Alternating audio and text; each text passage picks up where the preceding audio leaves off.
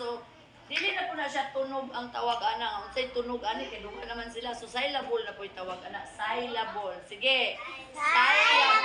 Syllable. Bubuo tayo ng salitang masa. So kukuha ka ng dalawang silaba diyan, masa. Masa. Kukuha ng dalawang silaba diyan para mabuo ang salitang masa. Okay, pipili ka ng mga silaba. Masa. Okay, So, sa. O, ipabasa sa mga classmates. Ayaw, baliya. Masa. Sige. Basahin mga classmates. Basa! Unsa? Basa! Say, basa. Basa! Again. Masa! Again. Masa! Dapat. Masa! So, ang nabuong salita ay masa. Dikit mo ulit doon.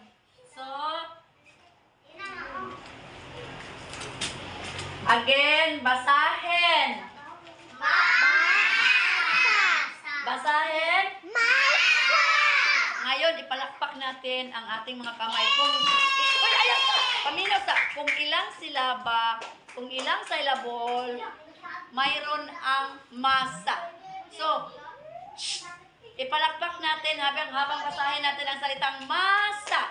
Sabay-sabay natin ipalakpak ang ating kamay para malaman natin kung ilang syllables mayroon ang masa. Sige.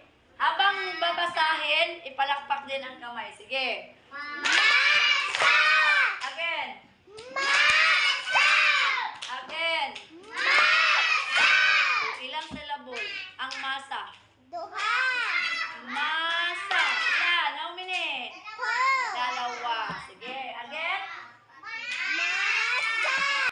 Ilang syllables? Two! Two. So, ang salitang masa ay may dalawang pantig or syllables. Sige. Again, group 3. Masa! Group 2. Two! Masa! Group 1. Masa! Syllables, mayroon ang salitang masa. Two! So, kanang ma, isa. Ma, isa. Sa, dalawa. Ma, isa. Sa, dalawa.